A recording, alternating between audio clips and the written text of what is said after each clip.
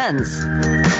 How about this? And I know we have Brandon Helwig who covers UCF in just a second. I just had somebody that is a part of the Big 12 in a way said, it's been an exciting day. First day I've seen Bob Bowlesby smile.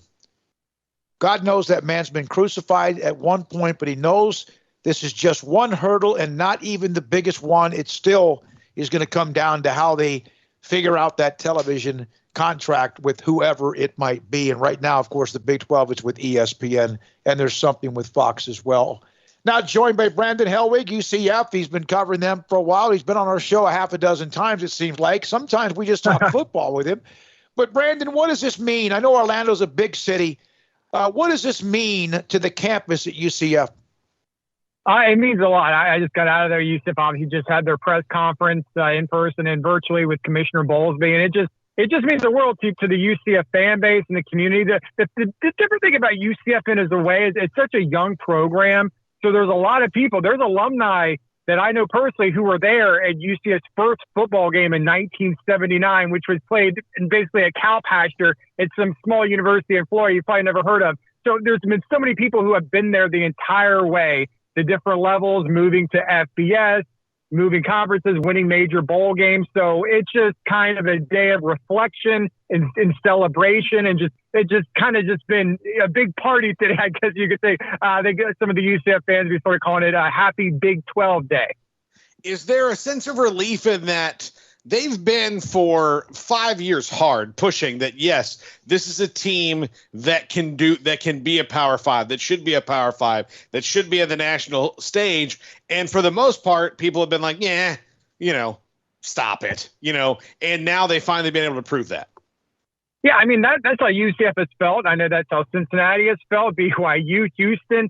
All those programs have felt they were Power 5 level program. It's just the way it is, just the way the shoe drops. For Houston, they were kind of left on the outside looking in 25 years ago. And for UCF, they kind of felt they had built their program. It was beating Baylor. That was kind of a big signature moment in that Fiesta Bowl in January 1, 2014. It was the undefeated streak in 17 and 18 and building an on-campus stadium and playing high-level football and winning championships and a lot of other sports as well. Just, even though, maybe the national media, not everyone kind of viewed those schools in that way. I know for the four coming in, they felt like that, at least for the past few years.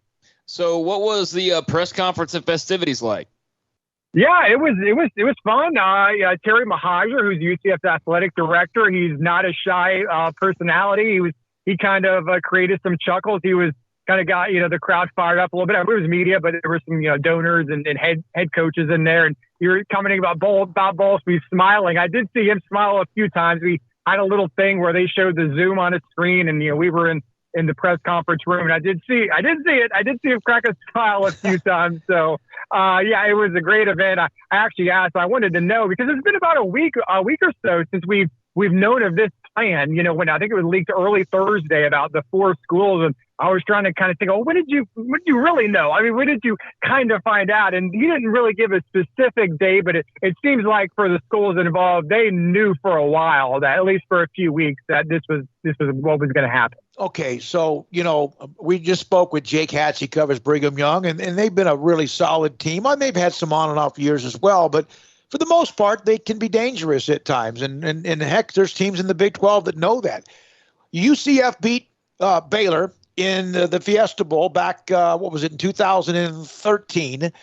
They've beaten Auburn in the bowl game. They had the unbeaten season. They have been a part of the discussion. One of the better, if not best, Power 5 or group of 5 teams. What are the thoughts? Has it been much discussion about week in and week out? They have the base of the Florida recruiting market. Week in and week out, are they ready for the grind that could be the Big 12?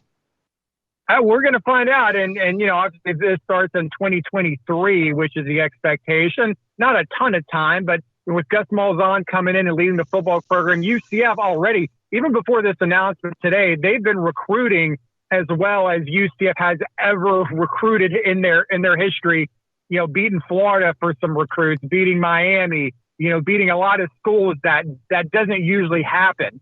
And with this announcement today, that's only, and there's really not a better recruiting head coach in the country, at least one of them, than Gus Malzahn. And so obviously he's going to use this news and obviously talking about, there's going to be an expanded playoff in a few years. You're going to be Power Five. I think that was always the thing that hurt programs like UCF. And, I just go years back, look at recruiting battles. UCF will maybe lose a recruit to a West Virginia or a Iowa State, maybe just to pick some examples, or, maybe a Georgia Tech or somebody, just because, people felt, that those programs were Power Five, were quote unquote, maybe better, more elite programs than a group of 5 schools. So having that Power Five label is going to be huge.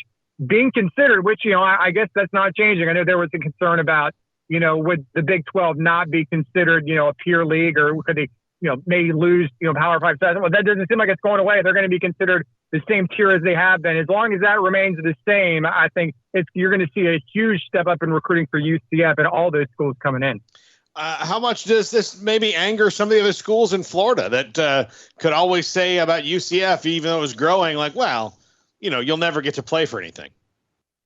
Yeah, well, it'll be interesting. I think the biggest dynamic is really going to be that expanded playoff. If you're at Florida, I mean, obviously you're in the SEC. Right now, the SEC can pretty much book two out of the 4 every year. So, there's obviously a path there. But if it's going to go up to 12, I mean, it could just so be it that a team out of the Big 12, let's say UCF, they may have more regular playoff appearances than a Florida. I mean, who knows? I mean, we'll see how it goes, especially if they have it set up so maybe top 6 conference champs go every year. We'll see what happens, but it's going to put UCF on a more even playing field. Obviously, teams like Florida and Florida State have been around a long time, have a lot of advantages, but the gap is going to narrow a little bit, and we'll see what the future revenue is for the league.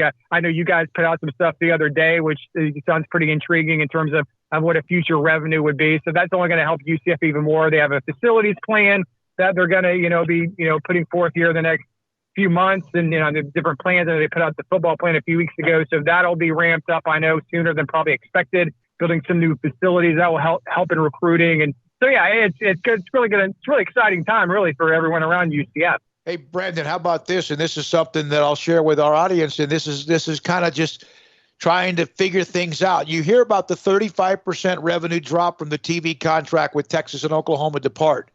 However, there seems to be the possibility that instead of the 35% drop in the annual money each team gets when Texas and Oklahoma leave, that could be based on what they're getting now, or what they even may have gotten in the original year of like 2012 with the new contract. And that does not, 35% could be where they are supposed to be when the contract ends in 24-25, which could add more money to the pie. And that's something to be very careful and watch how that develops. So not 35% of even now, but 35% of what it was supposed to be, which is like an extra probably few million in 24-25. So that's something to kind of, I'll work on that, be in touch with you, okay? You can crunch those numbers later. Yeah, I've already heard that from UCF sources, and I think Bolton may have said something on a Zoom that Big 12 schools, at least for the last 2 years of this existing deal, will get about 50% of whatever the revenue share would be for the final 2 years. Yeah, because of the exit fees and all that as well, and that's all going to be taken care of. Hey, Brandon, thanks, man. Appreciate it. Good to get to know you, and can't wait to see the Knights. Go Knights, right? All right, guys. Thanks for having me. Brandon Hellwig, UC.